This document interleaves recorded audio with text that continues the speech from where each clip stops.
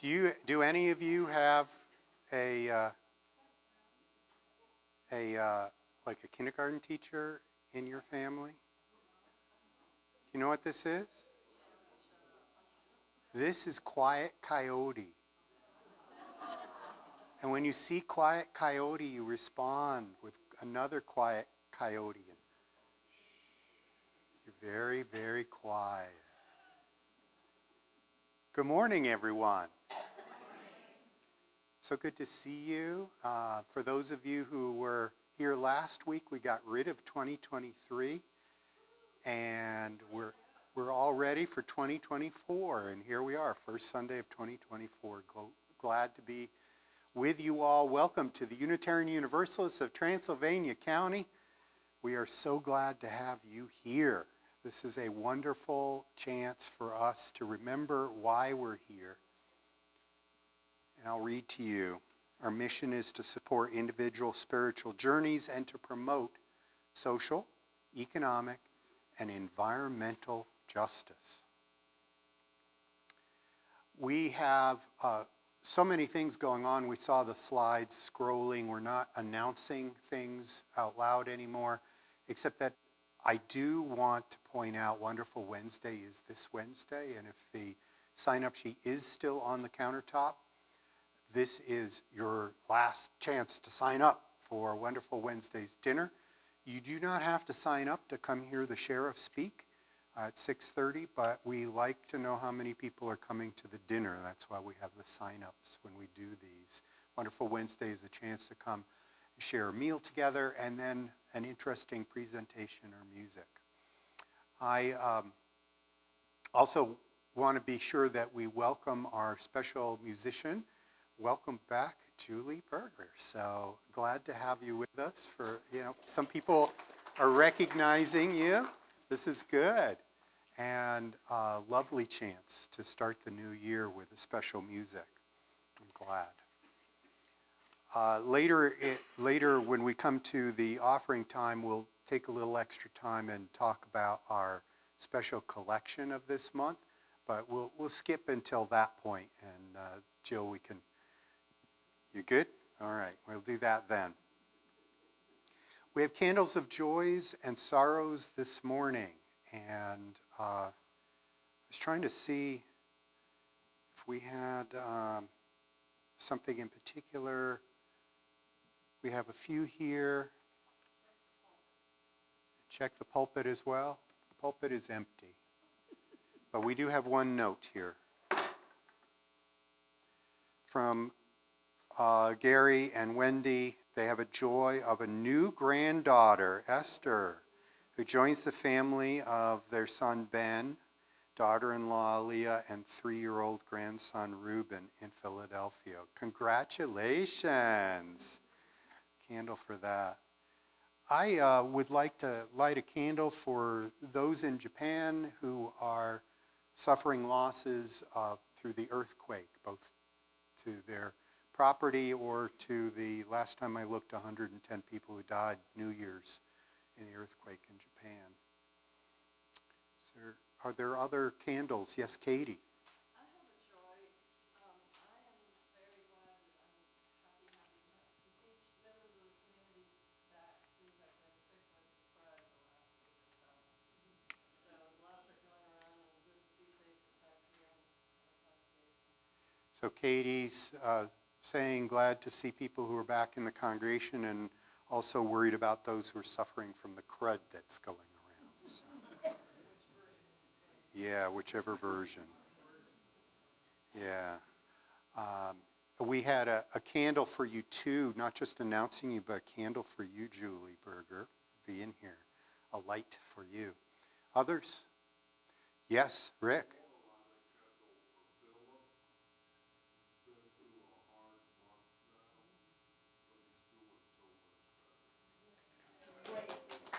Yay.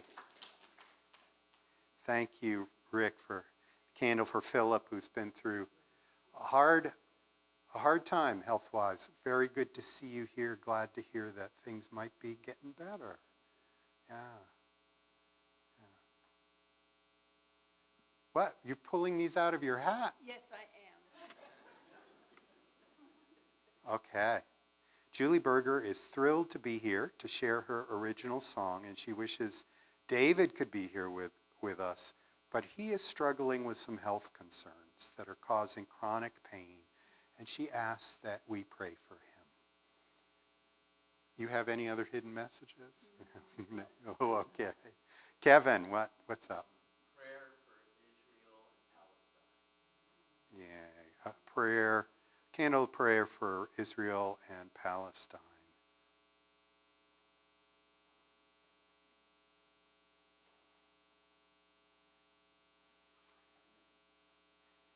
And for those of you who are online, could not be with us, whatever is held in your hearts, we light a candle for those things not yet mentioned. Let's remember the glow of each of these candles and our joys and our sorrows. And as we meet and greet each other after the service, let's learn more about each other's lives. This is how we weave the fabric of this community. I ask you to now turn to each other and recognize the inherent worth and dignity of all of those around you.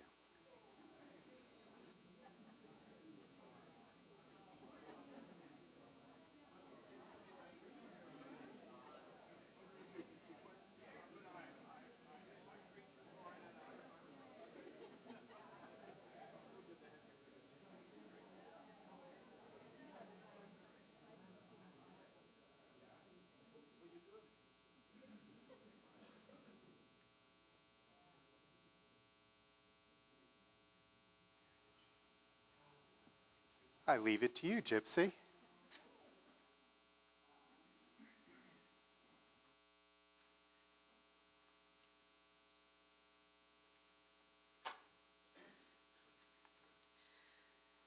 The opening words are by Reverend Dr. David Breeden. It is a responsive. I will read the words on the left, and you all will read the voice. From where I'm standing, it's left. Okay, and then you read the ones on the right, because if it's the other way, anyway, I read the ones at just above below the dome, okay?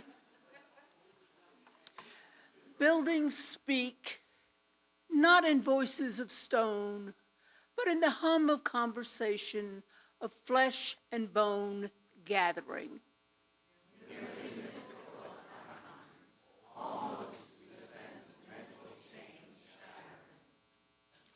Almost we hear birds wrenching free of their cages.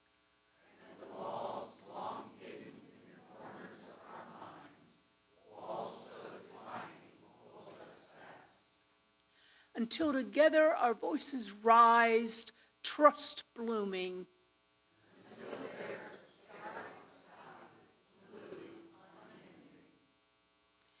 Judgments wither like cut flowers, then and love.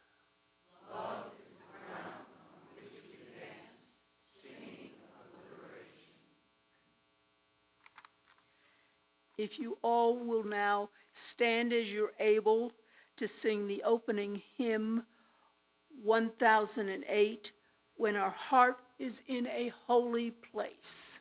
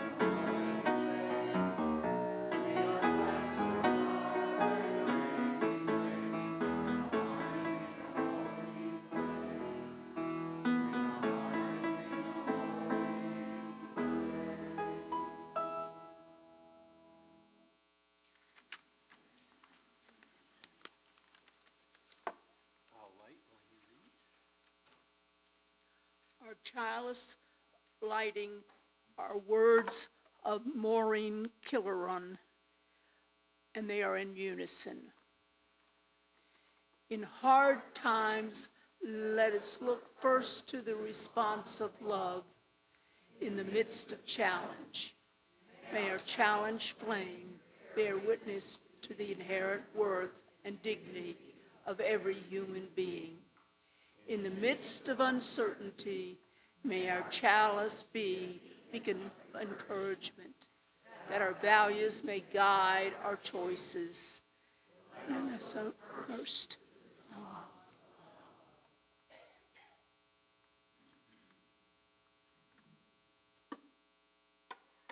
We invite Kevin forward.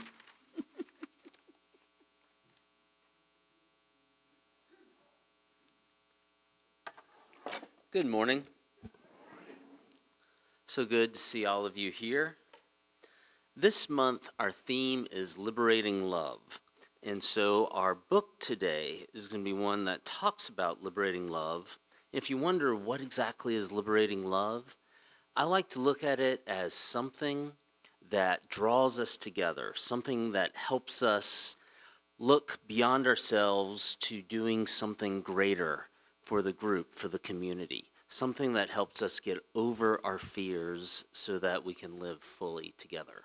And so with that, we're going to be using the book called Swimmy by Leo Liani. You might know him. He wrote The Hungry Caterpillar amongst so many others. And this is a good one.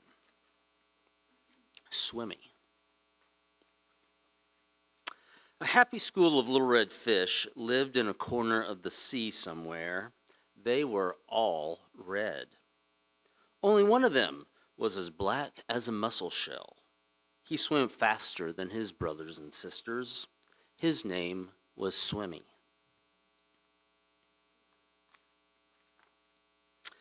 One day, a big tuna fish, fierce and very hungry, came darting through the waves.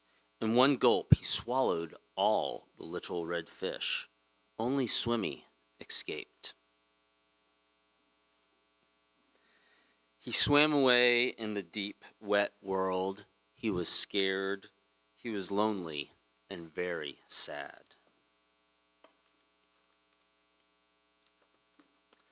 But the sea was full of wonderful creatures, and as he swam, he marveled that he could be happy again. He saw Medusa made of rainbow jelly.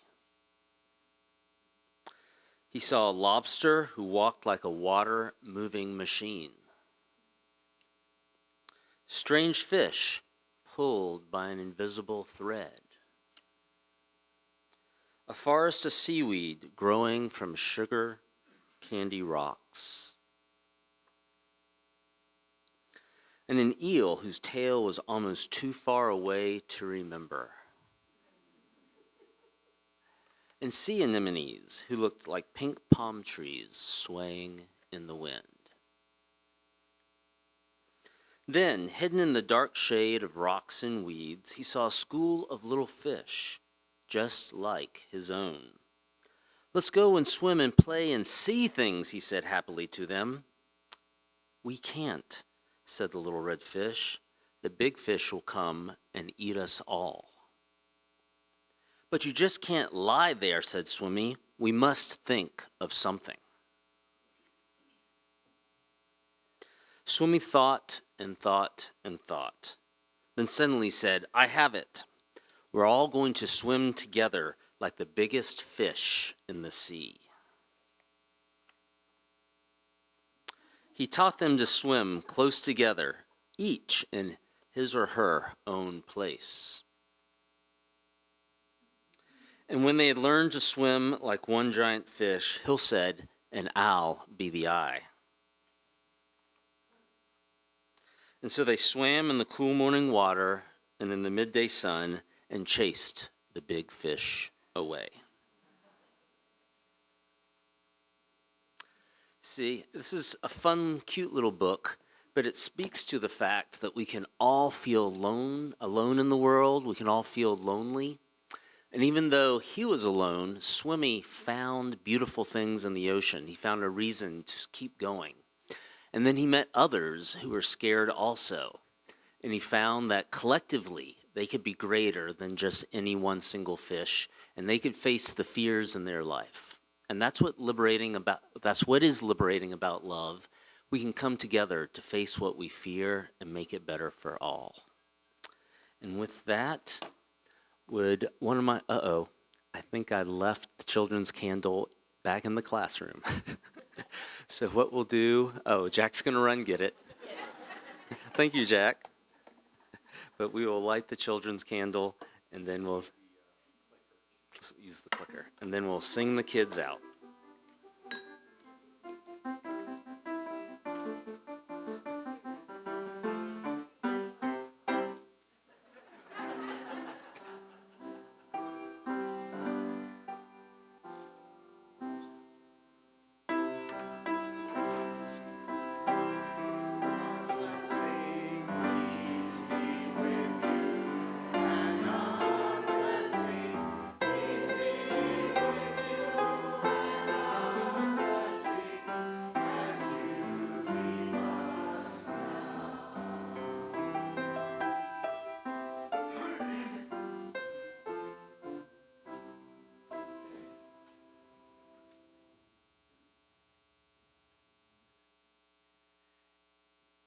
Each week I think of something fun and special to say out loud to convince you to open up your pockets and give more than a few small coins to the good of this congregation and to what you voted on to help us support each month, charity of the month. I'm going to invite Jill, if you would come forward, and we have a special presentation for this month's special organization. Come on up.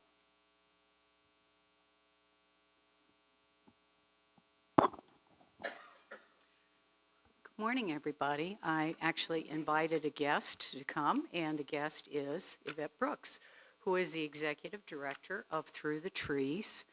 I don't know if you've ever met a true visionary before, but Yvette is a true visionary. She is the type of person that recognizes a problem, comes up with solutions, and then finds a way to work it out. And she's done this tremendous job with Through the Trees. The digital divide is disproportionately affecting low-income families in rural communities and unorganized areas.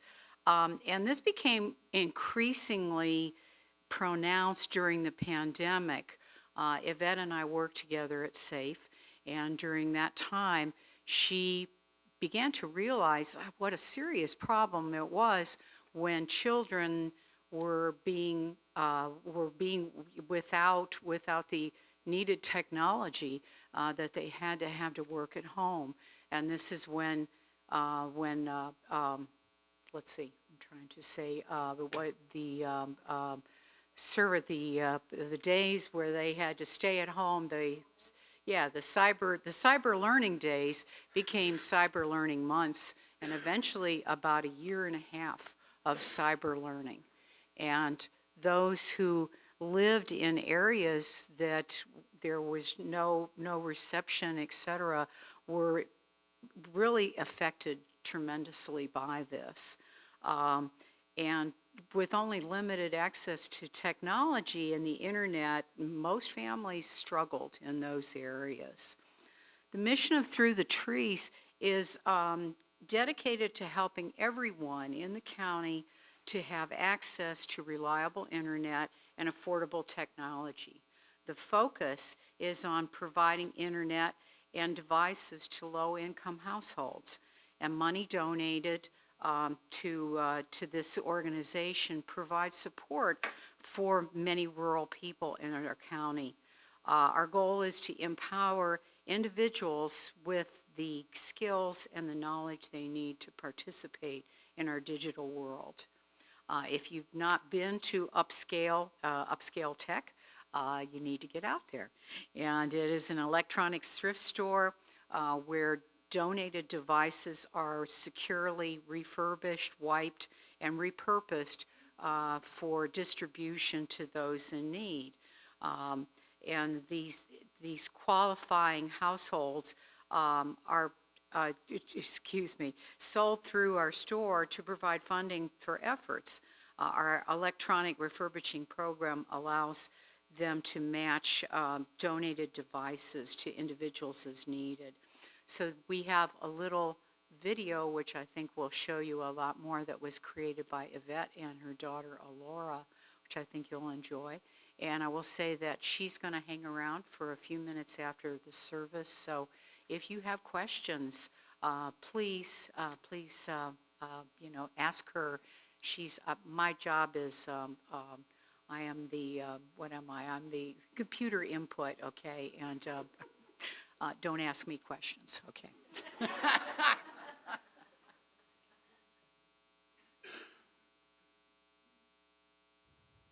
You know that the internet has changed our lives forever. Access to the internet is crucial for connecting people to the information and skills they need in an increasingly digital world. Lack of access has significant ramifications on health, education, and employment. There is a divide between those who have access and those who don't. In Transylvania County, the divide is substantial. Located in North Carolina's Appalachian Mountains, people in the rural areas of the county struggle to gain access. In a recent survey by Land to Sky, 64% of responders said the costs associated with gaining internet access is the primary reason they have no internet at home. Many folks can afford the monthly utility payment, but they can't afford the startup costs. Through the Trees can help. With your support, we can eliminate the divide. Through the Trees can make insulation affordable and expand network access to those most in need. We can help with covering the cost of expanding infrastructure and install temporary measures like hotspots and public Wi-Fi points. Your contribution will make a real difference in people's lives as they gain access to education, medical services, and employment opportunities. Our dream is a local community that is no longer divided. Thank you in advance for your support. We will now gratefully receive the morning offering.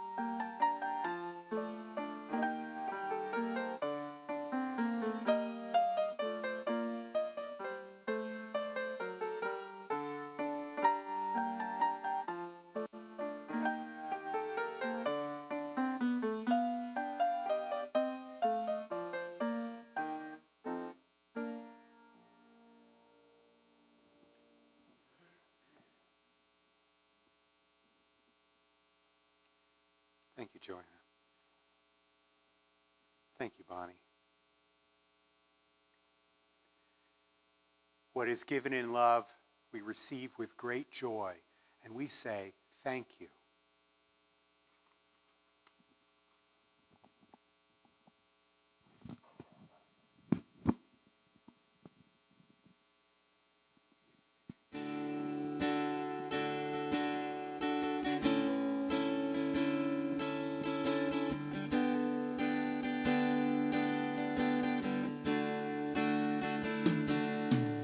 Your eyes are talking to me though you don't say a word. Your hand is touching my hand and I know that I was hurt. All that is essential in our lives we get for free. Spirit is everywhere in you and in me, and I'm living in the moment and being one with God, suspending all my thoughts for just a while. Just like a little child, I'm open, running wild. I'm living in the moment and being one with God. The rain is falling gently and gardenias fill the air. I listen to the sounds of nature, one with all that's there, feeling the connection to the living things I see. Spirit is everywhere in you and in me, and I'm living in the moment and being one with God, suspending all my thoughts for just a while. Just like a little child, I'm open, running wild. I'm living in the moment and being one with God.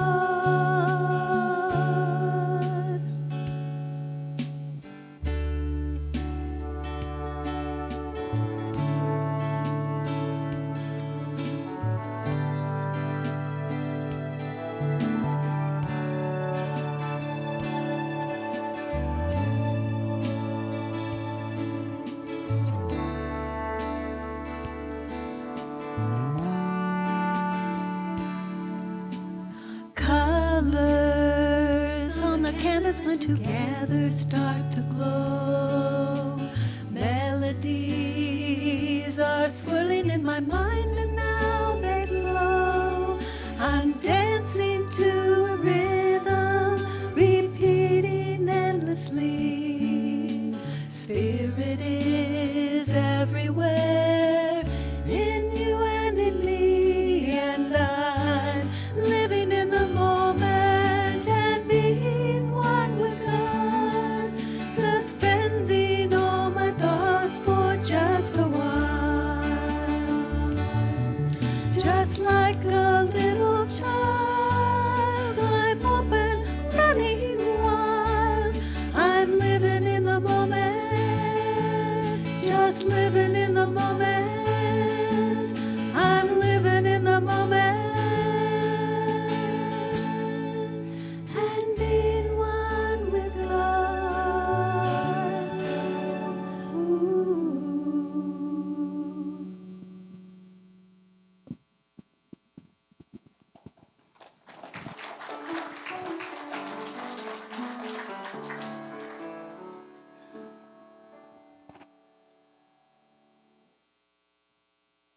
Thank you. I invite you to enter into this time of prayer and meditation.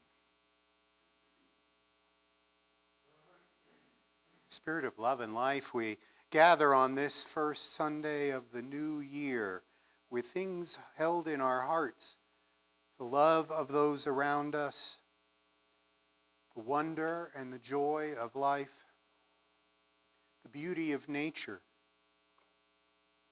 We hold as well the sorrows, separation and loss, the concerns and the worries of health, and holding it together. This morning in particular, we are thrilled to have the beauty and the music. We give thanks to those who share their talents with each of us in the world. May we all learn to move in the Spirit in ways that help enhance the living of all those around us. Our hearts go out to those who are ill, recovering from illness. In particular, this morning, Philip, here among us after a long haul. And thank you, Spirit of love and life, for holding Philip in our prayers and for the ability of those who are mending to be back among us. Our prayers go out to those in the world who are suffering, either from those human conditions we have thrust upon ourselves or nature causing devastation and loss. As always, we hurt for those who feel loss in school shootings or in other situations. Our hearts go out to those in Israel and Palestine on the ongoing awful situation there. And we also are attentive to those around the world, maybe in particular today, those in Japan, suffering the losses and the devastation of the earthquake. Our hearts go out to those who cannot be with us, perhaps online, those who are separated from us. Spirit of love and life, remind those that we are not alone, and that even when we feel alone, we can find our way to our community, for together, like Swimmy and the fish, we know that we are stronger when we have community. These and the prayers of our hearts we hold now in the silence.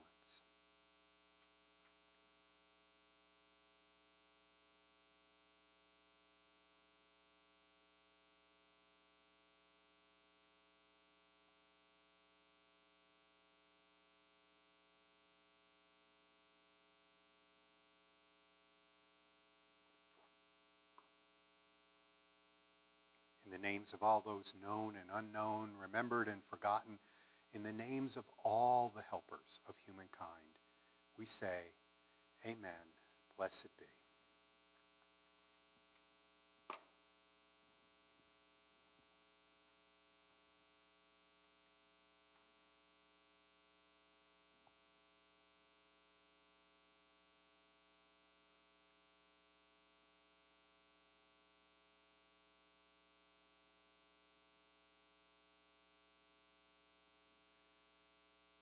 I am grateful to colleagues who are willing to share quotes and snippets of things that help us get deeper into understanding messages. I was taught early on in my training in ministry that I should always make sure I'm including voices in my services of those who do not look like me, are not the same age or gender identity, who somehow offer up a different perspective on life. Now, in this case, we have another Unitarian Universalist minister, Reverend Sarah Smalley, speaking. And the story is one from history. We both could look at it the same. But I like the way that she put this. It's called On the Liberating Love of Universalism, Love Without Limit. Historically, universalism was the belief that no one would go to hell, that there was universal salvation.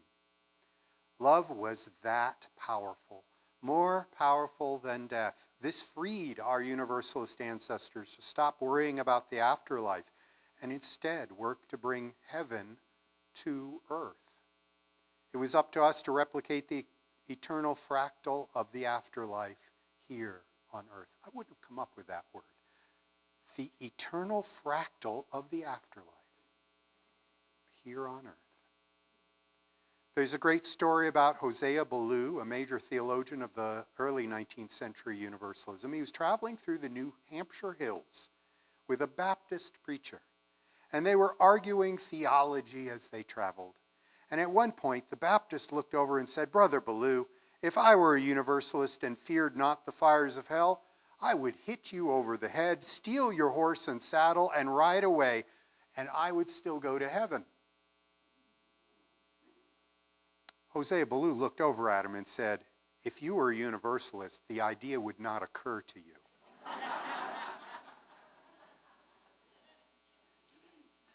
Indeed, the idea would never occur to you. If you believed to your very core that we are all loved and all are worthy.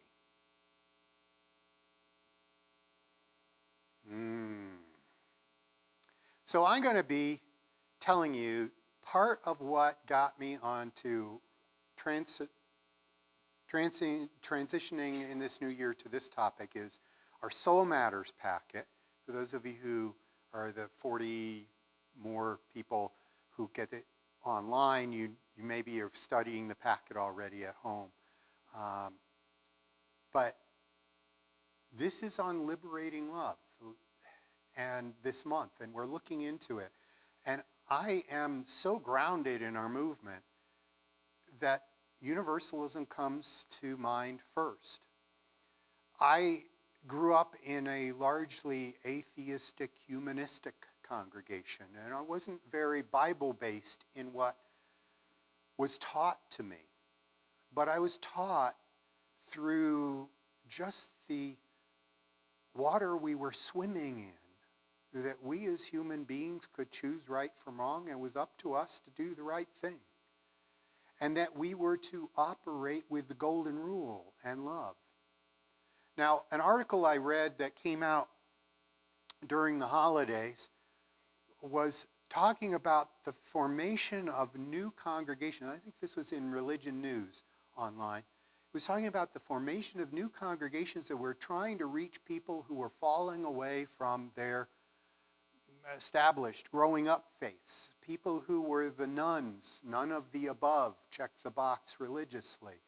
People who were spiritual, not religious. And it talked about a congregation having transitioned to being a spiritual community. They stopped calling themselves a church. They called themselves a spiritual community.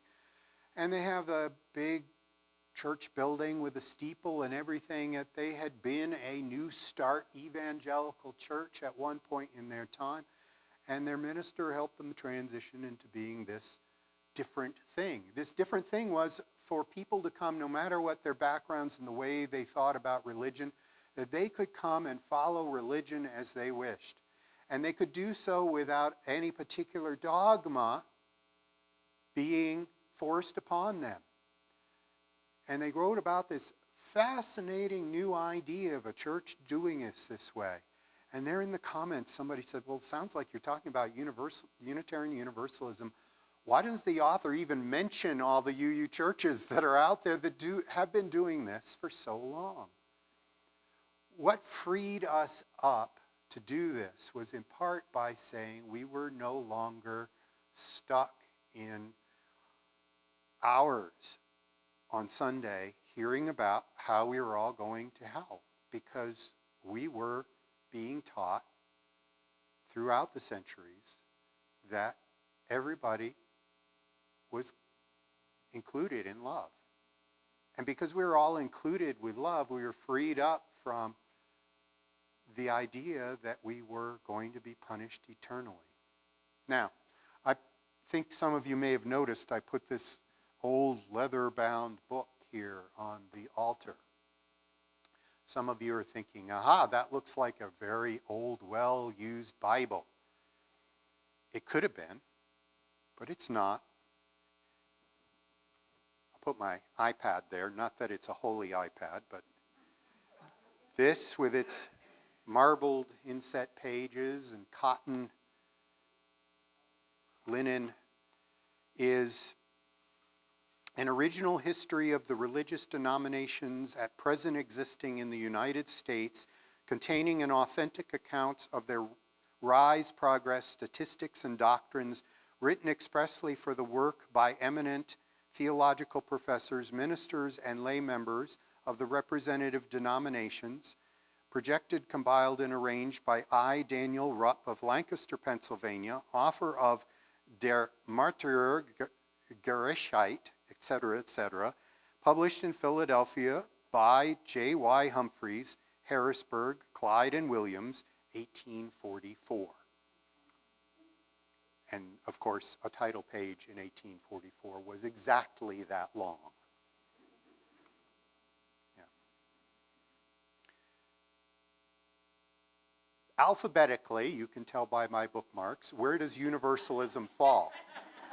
So if you get bored by reading this volume, you never get back to the Universalists. But they're there, and they're in there.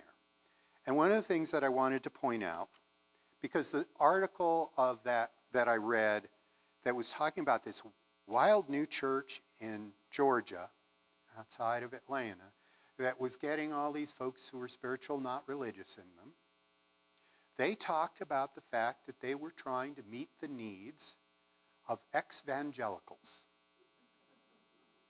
I had not heard that word before. If I had, I'd completely forgotten about it. Ex-evangelicals.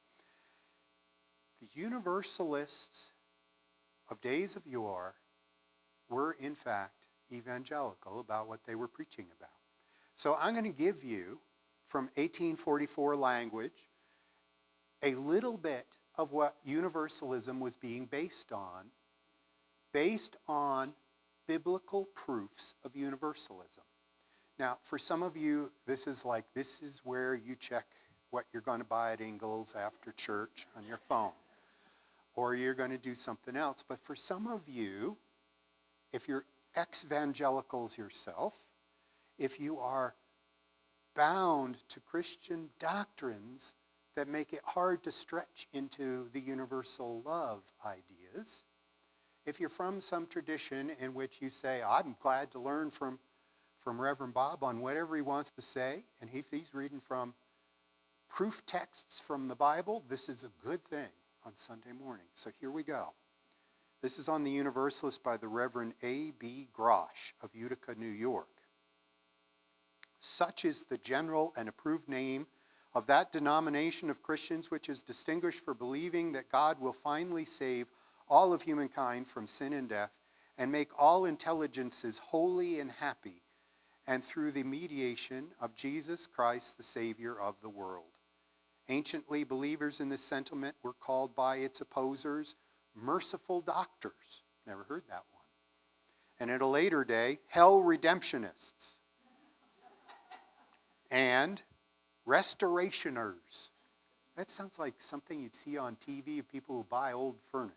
Restorationers.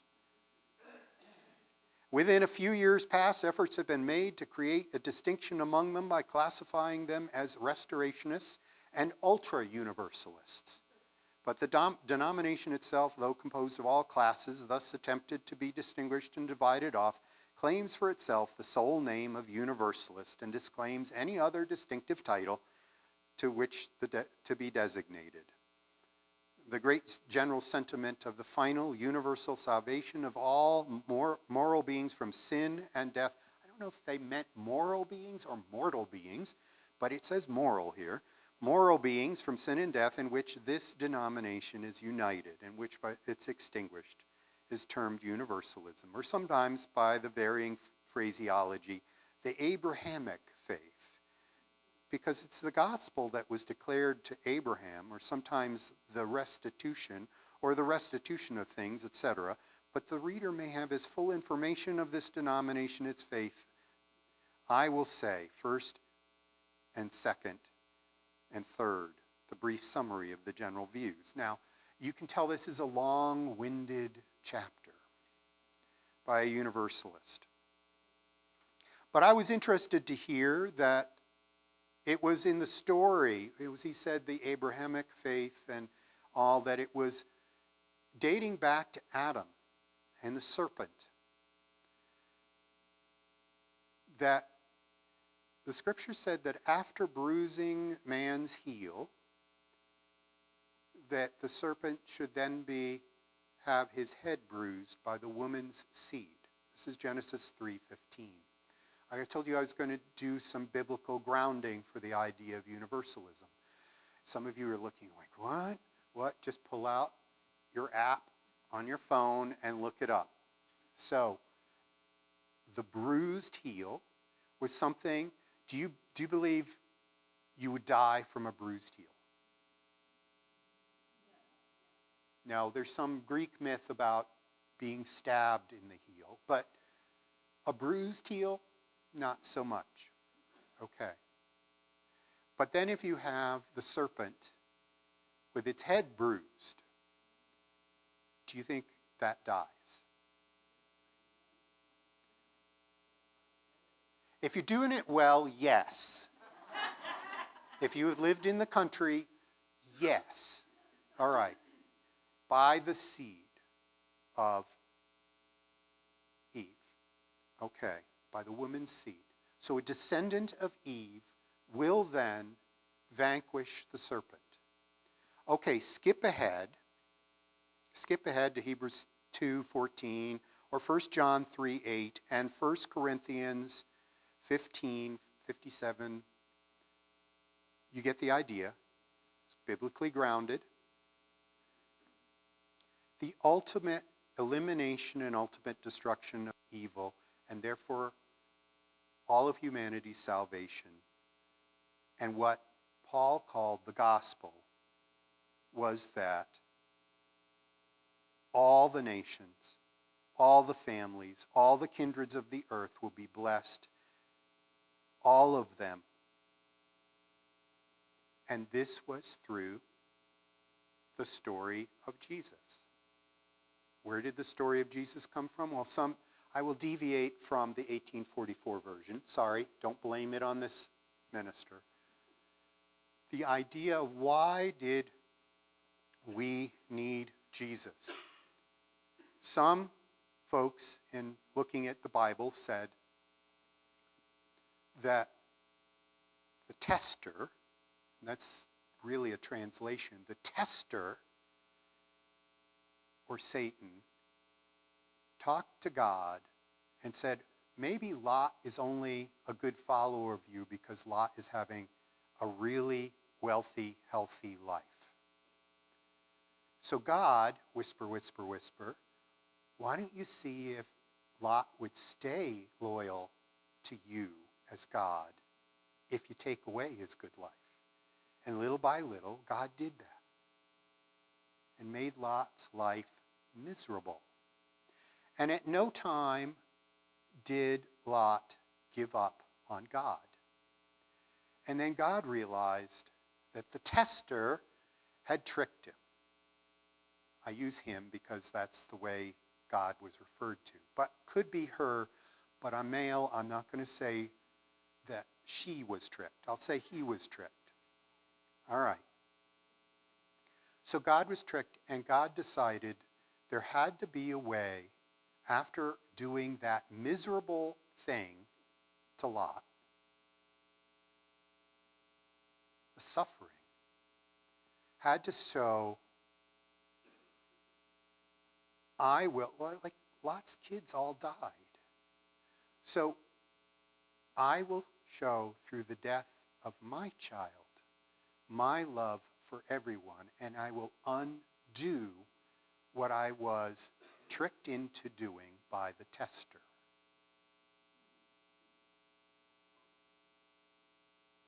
Okay, stretching things a little theologically for some of you ex-evangelicals here. I know that. But it's important to understand where we can come from in truly grounding ourselves in the idea that love overcomes. in this old universalist understanding.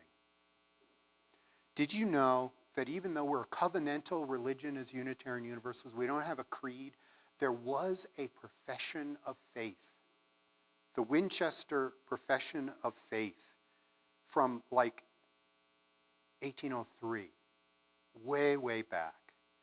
And one of its points was, we believe there is a God whose nature is love, revealed in one Lord Jesus Christ, who will finally restore the whole family of humankind to holiness and happiness. And we believe that holiness and true happiness are inseparably connected, and that believers ought to maintain order and practice good works, for these things are good and profitable for all. We ought to do good works. Now, you get that from the idea of that story of the walk with the Baptist who said, well, you know, if I'm going to be saved, I'm going to hit you over the head, steal your horse, and run away. And the Universalist said, yeah, you wouldn't even think of that if you were a Universalist. If you're out there doing good, bringing, what was that word, fractal? The fractal of heaven into being in this, our life. If you're doing that, you're living out this Winchester profession. You're doing something good. You're following in the footsteps of what was being revealed. I'm going to wipe you out by a flood, but then I'm going to show you a rainbow. Going to test my strongest believer and then realize I made a mistake by that and show my huge love. So they said, I'll put this back and pick up my iPad again. So they said back in those days that there really was no hell, or if there was one, it was just a brief way for you to get over the bruise on your heel, to be physical therapy to get you back up and being revitalized as your full self. What was it? The whole intelligence of yourself, the whole vitality of yourself, being able to live forever in some future state. With all that biblical grounding, I come back to the original premise that we talked about. That if you are not so worried about what's going to happen after this life, and you're more worried about how you are showing that love that you were taught, that is imbued in this religion, if you are more into helping people on their spiritual path, and what was it, social, economic, and environmental justice, bringing something to this beautiful world and its people, you are in fact living out that liberating message. You aren't stuck. You aren't worried. You're not afraid. And hopefully, no matter what people told you growing up or in whatever context of politics, you are worthy. You are worthy of all of that love.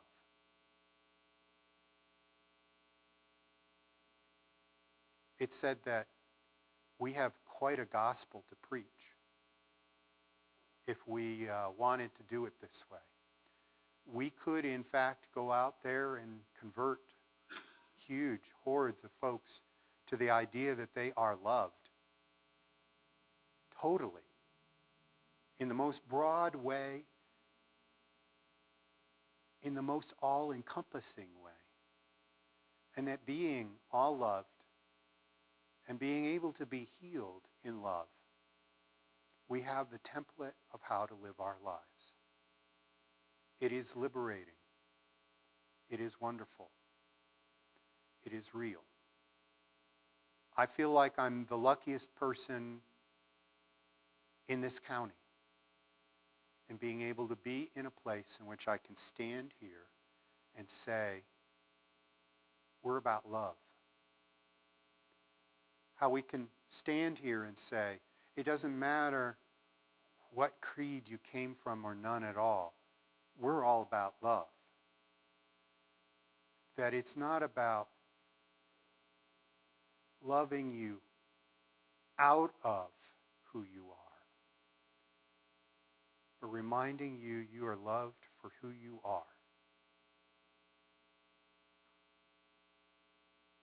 May we all recover from whatever bruises on our heels we have. May we all find our ways into spreading something of the joy, of the liberation of knowing that we're not stuck and condemned or hated, but that we are, in fact, living in a society, in a world, in an ethos, and breathing in the divine that is love. Thank you for listening to this old-fashioned, biblically grounded service.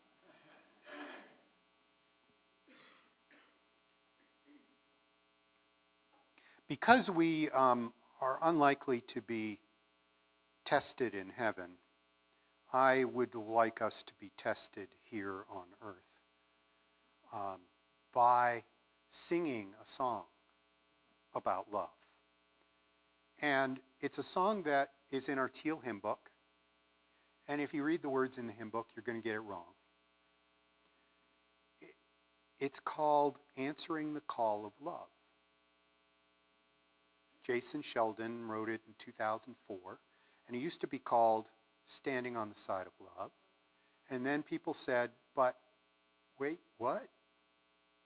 What about people in wheelchairs? Are they standing on the side of love? Because Unitarian Universalists are very inclusive in thinking of everybody and how the words might impact them. And they said, maybe we shouldn't sing this anymore. And Jason Sheldon was like, what? It has a great message. So he changed the first line. And we're all supposed to cross it out in pencil in our Teal hymn books and say, we are answering the call of love. And as I pointed out, and as others have pointed out, how do you stand on the side of love? I mean, I'm going to stand on the side of the chalice. I'm going to stand on the side of Katie. How do I stand on the side of love? This is an interesting idiom, and I don't quite know what it was about. So we are going to answer the call to love.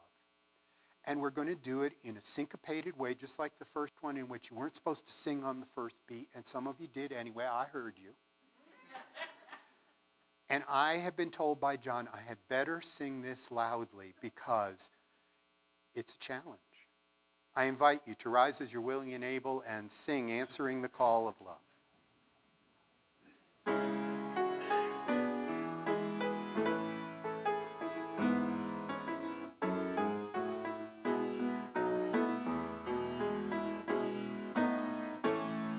The promise of the Spirit, faith, hope, and love abide. And so every soul is blessed and made whole. The truth in our hearts is our guide. We are answering the call of love.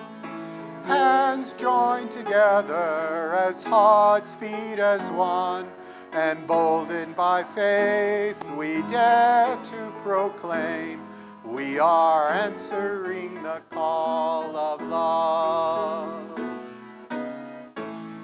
Sometimes we build a barrier to keep love tightly bound, corrupted by fear, unwilling to hear, denying the beauty we found. We are answering the call of love. Hands joined together as hearts beat as one, emboldened by faith, we dare to proclaim, we are answering the call of love. A bright new day is dawning,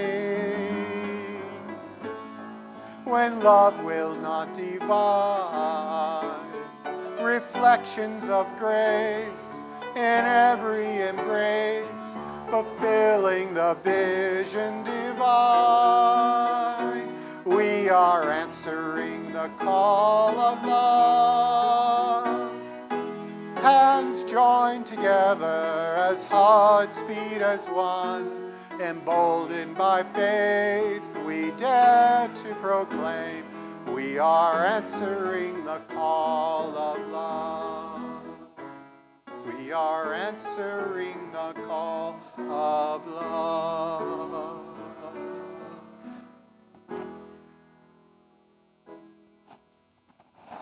Ah, the torture of new hymns. But we were getting it towards the end there. Thank you. We have, out of our hymn book, a closing words of Laurel and Bellamy.